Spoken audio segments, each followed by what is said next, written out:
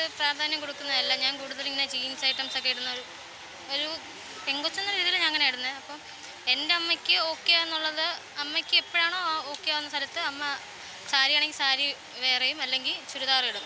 അപ്പോൾ അവർക്കത് ഓക്കെയാണ്, കംഫർട്ടാണെങ്കിൽ മാത്രം അത് യൂസ് ചെയ്യുന്നത് നല്ലതാണ്. പക്ഷേ ഈ ചുരിദാർ ഇടുന്നതിന് ഇങ്ങനെ പുറത്തിരുത്തേണ്ട ആവശ്യം എന്തായാലും ഇല്ല.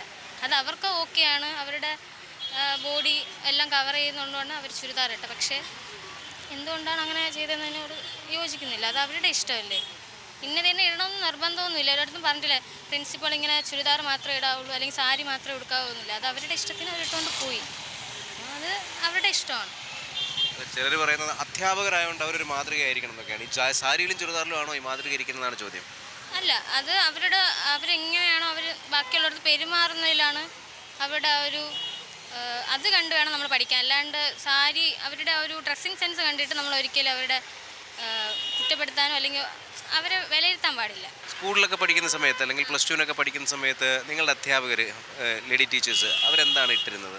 അവർ കൂടുതലും ചുരിദാറാണ് ഇട്ടിരുന്നത്. എന്തെങ്കിലും ഇൻസ്പെക്ഷൻ റിലേറ്റഡ് വരുമ്പോൾ മാത്രമാണ് അവർ സാരി ഉടുത്തിട്ടുള്ളത്. അല്ലാണ്ട് അവർക്ക് ഓക്കെ എന്നുള്ളത് മിക്കപ്പോഴും ചുരിദാറാണ് കൂടുതലായിട്ട് ഞാൻ ഇട്ട് കണ്ടിട്ടുള്ളത്.